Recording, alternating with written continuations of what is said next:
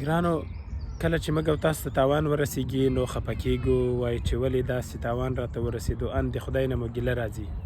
خو یو بوډا و چې کله به تاوان ورته ورسېد هغه به هیڅ نه خفه کېده او همدا خبر به یې کوله چې خدای په خپلو کارونو ښه پوهېږي. یوه ورځ یې اس له غرنیو اسانو سره وتښتېده او بیا خلک ورته راټول سو، ورته ویل ولا موږ ډېر خفه یو، ستا یو اس و هغه هم له غرنیو اسانو سره لاړ. ده به ورته ویلې خدای په خپلو کارونو ښه پوهېږي، زه هېڅ خفه نه یم، تاسو هم مه خفه کېږئ. له ورځو یوه ورځ اس له یوه ګله غرنیو اسانو سره بیرته ورته راغی. بیا به خلک ورته راغله ورته ویل به ولا ته خو ډېر بختور یې، دا د دې خلکو اس چې له غرنیو اسانو سره لاړ سي بیا هېڅ راستنېږي نه، خو ستاسو خو یوه ګله غرني اسان ورسره راوستل. ده به بیا هم دا خبره کوله چې پاک الله په خپلو کارونو ښه پوهېږي.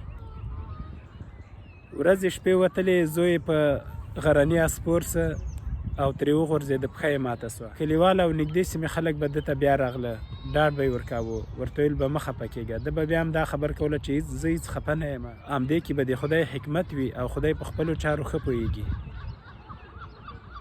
له ورځو یوه ورځ پاچا اعلان وکړ چې ټول ځوانان باید د جګړې ډګر ته لاړ شي، ځکه له بل هېواد سره یې جګړه پیل سوې وه.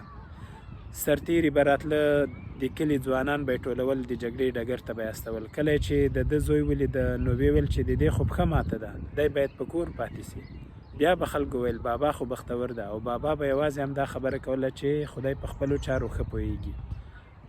ګرانو ملګرو، کله تاسو هم له داسې تاوان یا پیښې سره مخ سوي چې اول مو فکر کړی وي چې دا خو مې په تاوان وه، خو وروسته نتیجې ته رسېدلي یاست چې ولا همدغه تاوان مې په خیر و. هیله ده خپل نظر را سره شریک کړئ.